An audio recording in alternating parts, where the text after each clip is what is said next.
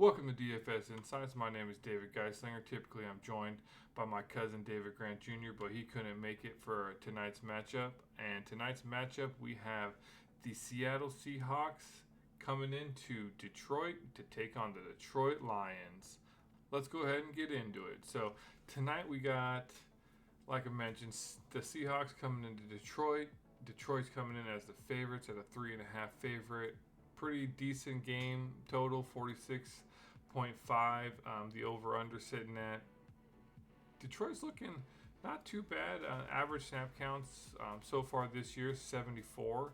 So that's coming in about 5 extra snaps than Seattle. So that could play, pretty decent into the fantasy production there. So breaking down, those snaps for the season here, you got 44.7% of it's coming from runs, which is not shocking when they have the dual threat there with Gibbs and Montgomery, and then their pass plays coming in at 55.3, whereas Seattle, on the other hand, sitting at 38% run and 62% passing, which could also be primarily due to Walker being out for the first second and third game, and that kind of hurt. I have him on my season-long fantasy, but so typically we like to give 2 players each. What we like, our 2, I guess, key players or players that we think are going to have those standout performances here.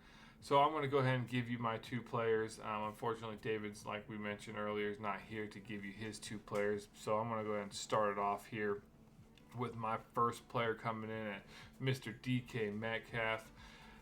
I'm looking at him and I see some good potential in this matchup. He's sitting at a 13.5 salary, so not overly priced. Total catches per the year so far, 17. He targeted 23 times. Opponent's defense not sitting too good. Their coverage is sitting about 64.6, which is about mid-range. Not for all the NFL rankings here. His projected ownerships, I couldn't get any. It's a little early to get the initial percentages, so make sure you do hit that like, subscribe, notification, and I will update that in the comments as I get more data there. But I have him projected coming in about 25 to 30% ownership in utility, and roughly about 18 to 20 or so sitting in the MVP slot. He's only projected 12 points. However, I think Seattle, with their pass attack, against this pretty mediocre, I would say, Lions secondary, I think Metcalf is poised to have a pretty decent showing in this matchup. So, let me know what you think about DK Metcalf in the comments below, and see if you agree with me. If you disagree with me, why do you disagree with me? So let's get the conversation going. So moving on here to my second player, this is what I'm going to call the boom or bust player for this matchup. Jameson Williams.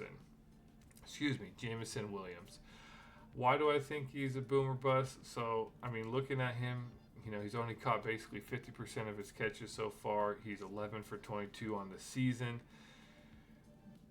Seattle has a very good secondary coming in at about an 89.9. That's actually top in the NFL, sitting currently here at week 4. His projected ownership, I have him probably be about 20%-ish owned at the utility, and I see only about 10%. I put him no up in the MVP.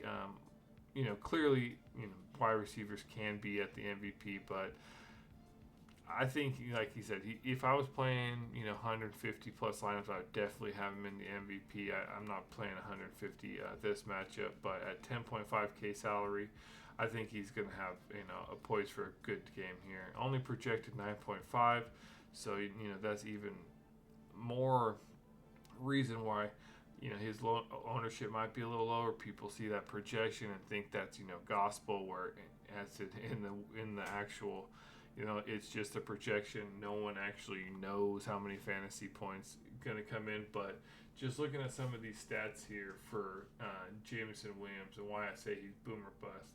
Red zone targets this year, 11 targets, 3 catches. He's basically targeted 50% of the time. End zone targets, he's been targeted 3 times. Targets percent is about 13.6. Comparing that to Amon Ra in the red zone targets, he's 7 targets, 5 catches. So he is a little, obviously, Amon Ra, he's, the number one. A little bit more handsy, but yard-wise, Jameson Williams actually has more yards currently, sitting at 209 on the season. Amon Ra 206. Basically the average depth of target for Jameson is 14.36, so about 15 yards is where he's averagely targeted. So that's why I'm saying he's boom or bust. Compare that to Amon Ra, whose average depth is only 7.94, so 8 yards. So if Jameson can get open, I think Amon Ra is going to draw that single double coverage. There's poised for those big plays here. So keep an eye on this guy. I have a feeling he is going to be one of the top players in tonight's Monday night's matchup. So let me know what you think, if you agree with me, if you disagree with me, and I would like to say let you guys know more what I think. So if you have any other questions, please drop a comment. Let's get the conversation going. Really like to do, basically go over every player here, but I like to kind of keep these videos short, to the point, so that way I'm not wasting your guys' time. You guys get that information and you have time to make those lineups here. So,